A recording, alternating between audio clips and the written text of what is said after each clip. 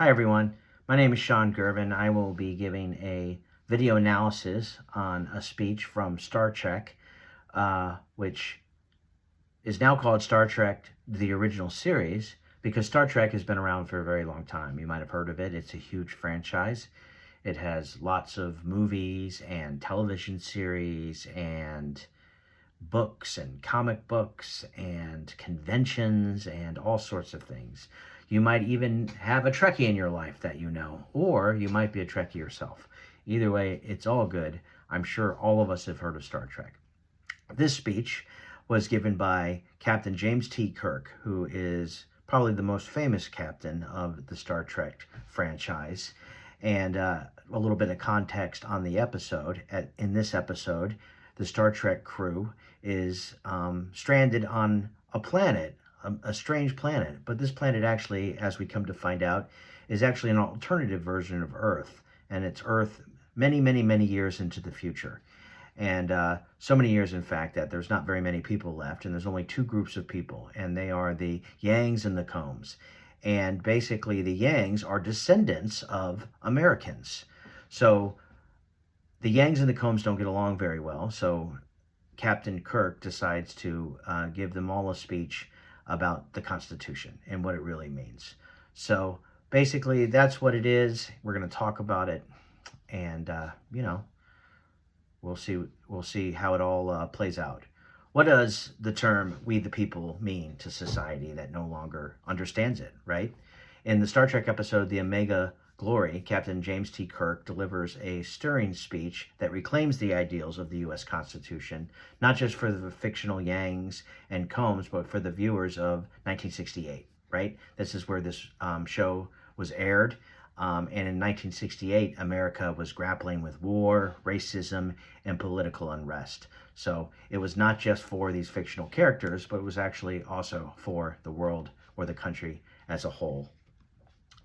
In this analysis, I'm going to take a look at this speech by James T. Kirk and examine its effectiveness. We will see that its effectiveness is pretty clear because of its emotionally resonant delivery. It's also its use of rhetorical POs like ethos and pathos and even logos, and its ability to speak to both the characters in the episode and the real-world audience watching at home. And as you may come to find out, that actually, even though it was for the 1968 audience, it's actually pretty relevant today, which is a commentary on society that we live in, but it's also, I think, pretty true that you can learn just as much today as you could in 1968. So I'm going to do this by first, I'll breaking down the speech's purpose and audience, and then I'm going to explore its rhetorical strategies, evaluate Kirk's delivery techniques, and finally, we'll reflect on the overall impact of the speech. Captain Kirk's purpose in this speech is to remind the Yangs, the descendants of Americans, what their sacred document actually really means, the Constitution. They treat it like a religious relic, reciting it without understanding it. Sound familiar? Kirk reframes the Constitution as a living promise, one that guarantees liberty and justice for everyone. While the fictional audience is the Yangs and COMMs, the real audience is actually 1968 America. America that during that time was facing our own contradictions between stated ideals and lived reality. Star Trek was using science fiction to hold up a mirror to contemporary society. And that's what Star Trek does best, in my opinion, is that even though it's science fiction, it's about worlds and things far, far away that are fictionalized and in the future. And, there's aliens and space galactic battles and things like that. It's really about society and the problems society faces. And it's still true to this day, even the newer Star Trek things. Kirk uses ethos to establish his moral authority. He's very good at this. As a Starfleet captain and moral leader, he speaks with integrity and reverence for democratic values. He is very proud of being a captain, and he brings that up quite a bit when he's talking to other people. He holds the idea of being a captain in very high regard. He thinks it comes with a lot of responsibility and a lot of honor, and he lets people know that, hey, listen, when I speak and say something I believe in with this uniform on, it actually means something. That is a very ethical type of persuasion. He also draws on pathos, emotions, especially when he says they must apply to everyone, or they mean nothing. That line hits hard. It appeals to our shared sense of fairness and human dignity. Finally, Kirk also uses logos to expose the inconsistency of the Yang's beliefs. To worship a document that says all men are created equal, but try to exclude enemies from it, it doesn't make a lot of sense, right? This is a simplistic look at logic, right? Logic is very simplistic here, but it's also very powerful. Either the Constitution applies to everyone, all men are created equal, or it applies to no one. And that's the logic there. And it is simple, but very powerful.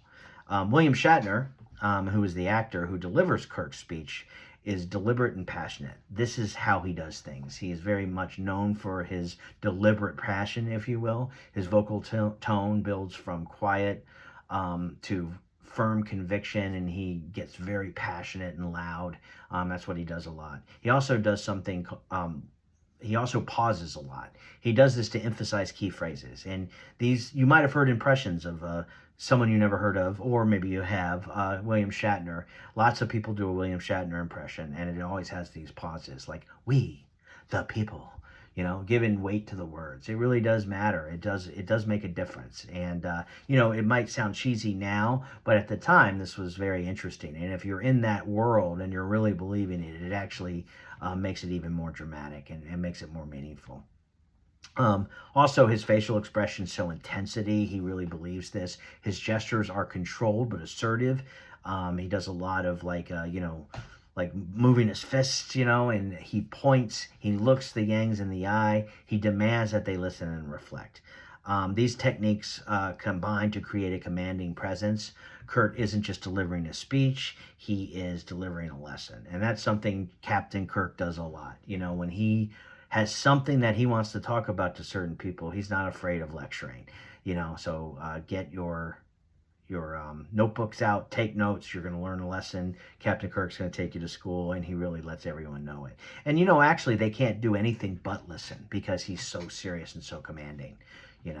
And he does that by establishing ethics, by being emotional, by using logic. He does that through argumentative techniques. In this analysis, we've seen how Captain Kirk's "We the People" speech uses rhetorical appeals, emotionally grounded delivery, and moral clarity to achieve its goals, to inspire both the characters and the audience to reflect on the meaning of equality and justice. What makes the speech effective isn't just the style, it's the substance. What's it made of? This run reminds us that the words of the Constitution must live through us or they mean nothing. The words are, not really effective if we don't use them, right? It has lost it's lost its persuasive appeal if it doesn't, if it doesn't inspire society. In the end, Kirk doesn't just recite the Constitution, he defends it. And in doing so, he reminds us of our responsibility to uphold the Constitution's values. So, great speech. Check it out. Watch all the Star Trek. It's really great. It is a little cheesy, and I understand that, but if you get through